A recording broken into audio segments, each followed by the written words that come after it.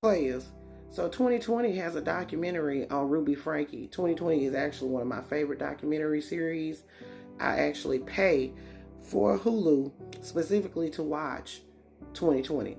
So this premiered on Friday, and we got to see some of the horrific evidence against Ruby Franke. We're talking body camera footage, some photos, and we also learned where Kevin Franke was. That was Ruby Franke's husband during this whole thing, because a lot of people was wondering why wasn't he charged as well. So now we have more information. Y'all grab your tea, have a seat, let's talk about it. So as we know, Ruby Franke, who was a mom influencer and Mormon from Utah, and Jodi Hildebrandt, who was a licensed therapist, were arrested last year for abusing Ruby Franke's younger children. They have since pled guilty to the 4 charges against them, and they were sentenced to nearly 30 years in prison. But now we're seeing some of the evidence of the crimes that they committed. We saw ring camera video of Ruby Franke's son going up to 2 houses looking for help. Now, he was extremely emaciated. He didn't have on any shoes. Now, the 3rd house that he went up to, he was about to leave when the person came outside, and thankfully they called the police. What's your name? I just had a 12-year-old boy show up here at my front door asking for help. And says he just came from a neighbor's house. He's emaciated, he's got tape around his legs, he's hungry, and he's thirsty. You need someone immediately. Oh, that is just so sad. Now, we also saw body camera footage of the police arriving at Jodi Hildebrandt's house and finding Ruby Franke's daughter inside. Now, they had given her a buzz cut, so officers weren't even sure if she was a female or a male. Now, they eventually found out. They sat there for 4 hours with this baby, trying to get her out of the closet. She wouldn't come out, really wouldn't speak. She would ask for Jodi. What would Jodi think? And then she kind of started to come out of her shell when they gave her some pizza and a drink. She actually ate a whole personal pan pizza and half of a medium pizza and drank a soda, I believe. I also saw Ruby Franke's interrogation where she asked for a lawyer. She didn't really say anything.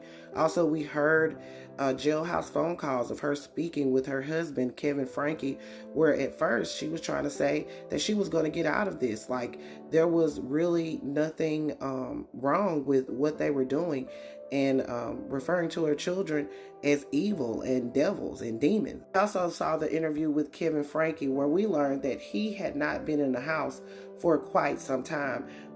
He stated that this was a mutually agreed upon decision that he would move out because of his addiction to PORN. Now, during the first interrogation where he was told about the condition of his children, he did not want to say anything incriminating against himself or Ruby Franke, but since he has seen what has happened with his children, he, of course, does not condone what Ruby Franke did, and he also stated that Jodi Hildebrandt made him believe that he was addicted to the Big P. However, he was not, and he's fighting to get custody of his children. I also learned more about Jodi and Ruby Franke's relationship. Very odd. She's a licensed therapist. For some reason, she latched on to Ruby Franke, and after she was approached by them to do some marriage counseling. Now, it's important to note that this lady has had some complaints regarding her counseling, so much so that her license was put on probation at a point because she was sharing some of the things that was said to her during these counseling sessions with Brigham Young University and also with other people. She had some very questionable practices, and also her niece came on and stated that Jodi Hildebrandt was abusing her and had some very horrible discipline tactics that could have led to her demise. We learned that Ruby Franke had basically left 2 of her older children in the home by themselves and moved in with Jodi Hildebrandt. And in her diary entries, it was really scary, some of the things that she was saying about her children. One journal entry, she said that her daughter, who's referred to as E, refused to work, screamed, and had her hair shaved off. She also stated that her son ran away, and she found him at 3 a.m. Apparently, he had been sleeping outside. He wrote a message in the rocks saying that, basically saying he would rather go to jail than stay there. There was also a video that was taken by a bystander and shared with police of Ruby Franke's son in the graveyard in the hot sun, picking up little bushes and stuff like that. They would, according to the son, they would also make him jump on a trampoline all day in the sun. Ruby Franke wrote these things down in her diary, so he wasn't lying. Also, again, sleeping outside. They would be forced to be outside in the hot sun. Apparently, on his birthday, he was forced to be outside in the hot sun all day long. With the state of the children, they were handcuffed. Horrible, horrible wounds from that. And also, Ruby Franke's diary, there was no denying that this abuse had occurred. So that was one of the reasons why Ruby Franke took a plea deal in this case and then agreed to testify against Jodi Hildebrandt. Then Jodi Hildebrandt ultimately agreed to a plea deal as well.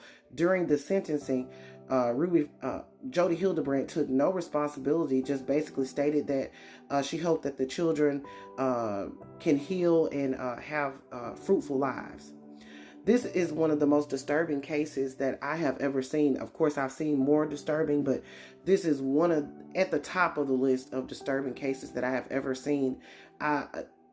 It was really hard to watch and listen to. Players, if you're interested, please go and watch that documentary on 2020. It is absolutely fabulous, going through the details of this case. Very horrific, but it also is very good because it outlines everything that I feel like we needed answers to. All right, players, put your thoughts in the comments. This is Double D Mova reporting for the Black Accurate News.